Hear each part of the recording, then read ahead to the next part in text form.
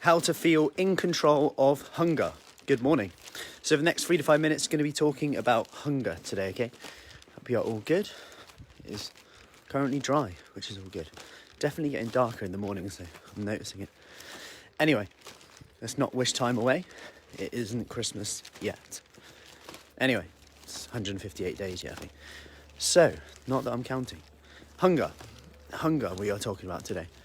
Such a massive issue, and often the reason why a lot of people do struggle with this whole losing weight stuff. When it comes down to it, it can be linked with it, whether that's psychological hunger, or physical hunger. It's probably a sign that I should wear my glasses from time to time, although they are driving glasses. I just keep them on the top of my head just in case. Anyway, so let's go through them first. Physical hunger, if I was just to describe it more like this. So physical hunger is more a feeling. Like, you could wait for your food, but you know you're hungry.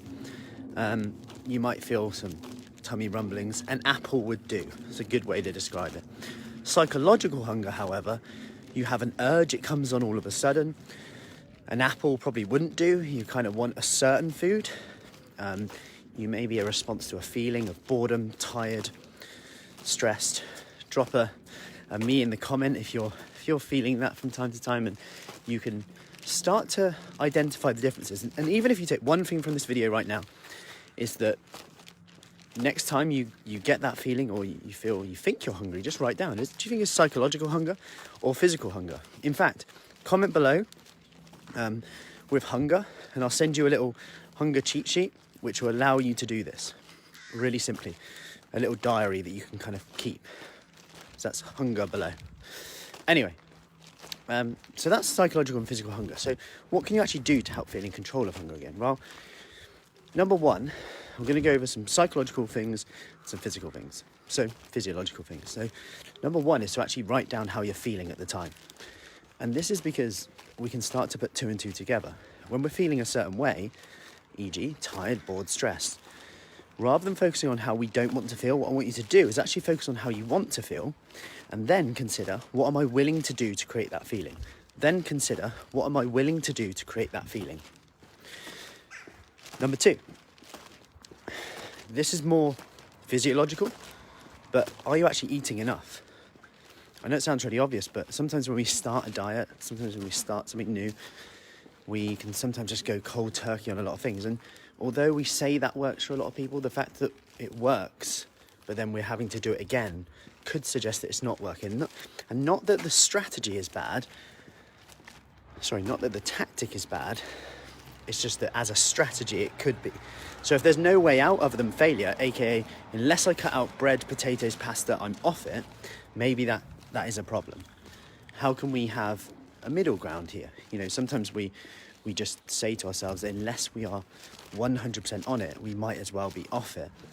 When the reality is, and the fact is, in every other area of life, you wouldn't do that. You know, you wouldn't, I don't know, buy a holiday and then think, well, I might as well just buy another holiday to the Caribbean and stay there for a year while I'm there. You know, horrendous example, I know, but, you know, we don't just think, I spent £10, I might as well spend £200. But that's kind of what we do when it comes to our food intake, especially if you look at what we're doing in terms of the calories coming in our body.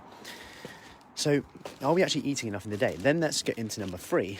Okay, let's look at number one, protein intake. In here, are you getting protein at every meal, every bolus? Different portions in the day will help your hunger rather than just one hit. So it could be that you need to get that. Increasing your protein at breakfast, lunch and dinner could help with that. Do you have some protein-rich snacks? Do you plan those snacks in? Also going to talk about, obviously, fibre intake has a big impact. Stays in the digestive tract for a longer period of time, gets those hunger hormones hit as well. So that combination of protein and fibre is really key. Water intake as well, really important. But what I just want to finish on are two things here. So number one is sleep. Do you need to focus on your sleep hygiene more? Because we know that if you're sleep deprived, this can impact your prefrontal cortex. You're tired, stressed, which this is the part that enables us to make better informed, more intelligent decisions when it comes to looking at things and the consequences of our actions in the long term. Good news is we know that even naps, meditation, can pretty much reverse this. So we know there are tools in there, but it might be that we need to work on our sleep hygiene. That's going to bed at a certain time, shutting lights off at a certain time, not eating lots before bed, if this impacts our sugar high and low, alcohol, etc. Another thing to do is, lastly, I'll just finish on this, is seated. So being too sedentary, we've been for a lot of Zooms this year and last year, and being seated for a long period of time has been shown to actually potentially increase your hunger levels as well. Just making sure my glasses don't fall down. So trying to get up as much as you can, stand up desks, walking around, grab a glass of water, do a 1 minute workout like we do a lot. All these things are going to help. Anyway, I hope that helps. Like I said, if you want that hunger cheat sheet, which will allow you to kind of look at psychological hunger, physical hunger, just comment with cheat sheet below, or hunger below, sorry, and then I'll send that over to you. Anyway, if you're not in the group for my live talk Wednesday 7:45 p.m, where I'm going to be going over exactly what to do when things stop working, as well as what exactly happens when you eat carbs, protein, fats in the body, so you can start making better decisions in terms of when you see things like, oh, fat is bad, carbs are bad. You can start to look at it from a different angle, from a more like, well, given that means that, actually, that's rubbish. And ask better questions, even to the people who share this stuff.